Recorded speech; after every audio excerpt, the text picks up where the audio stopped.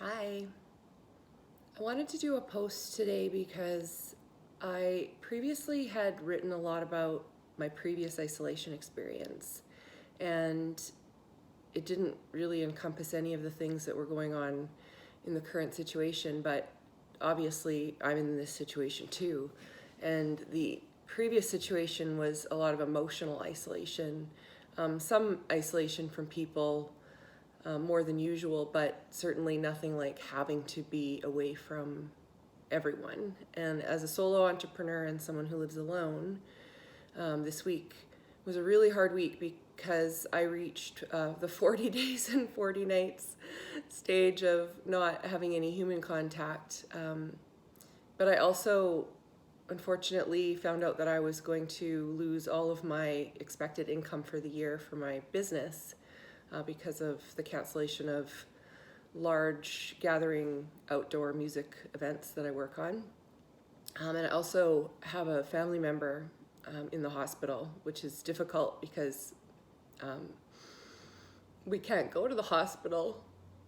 And that means that, you just kind of have to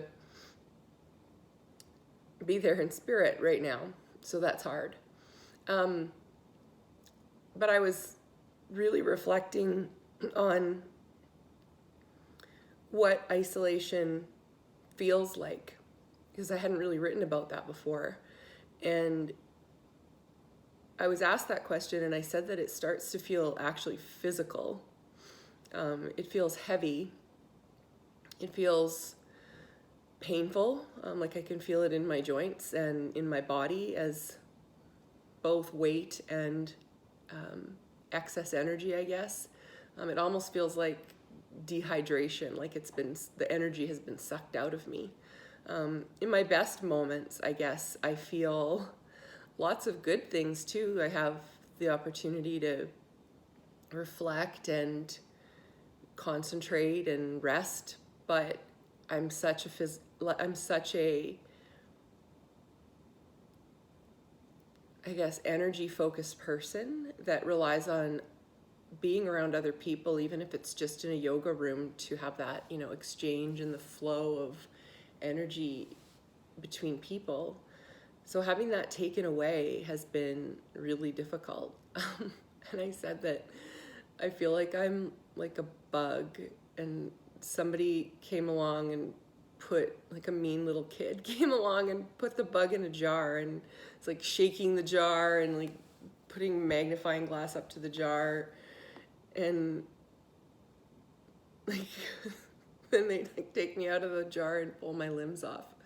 Like I feel physically in pain sometimes because of this.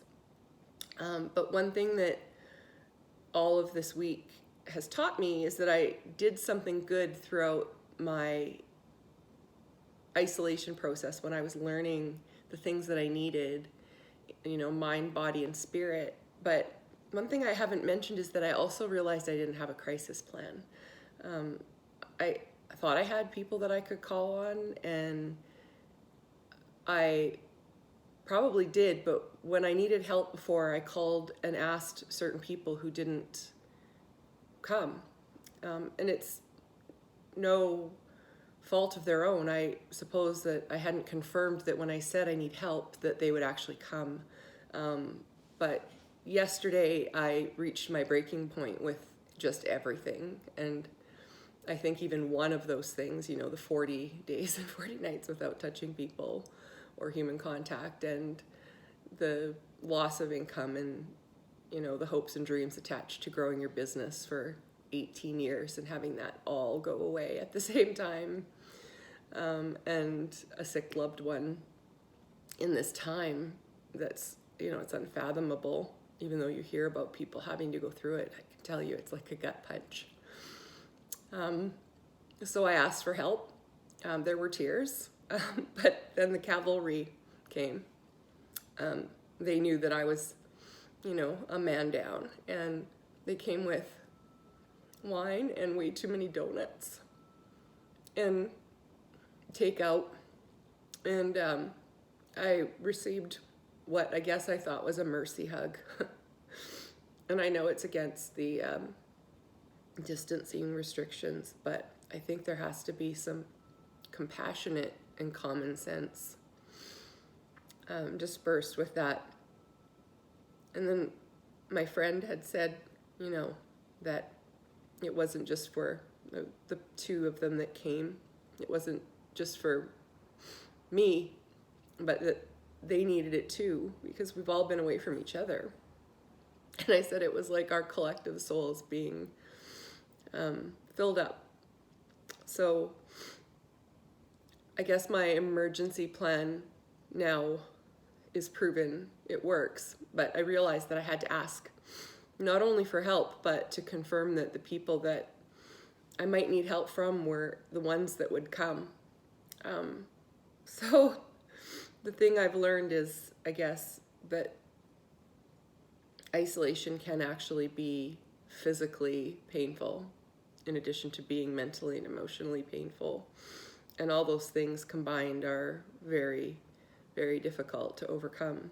So I know that everybody is in a different situation right now, and I really, you know, my heart goes out to you, because no situation right now is a good situation. So I'm just sending you like all the excess energy that I have pent up in good vibes and whatever kind of vibes. I'm sending it out to you, and I really hope you're hanging in there.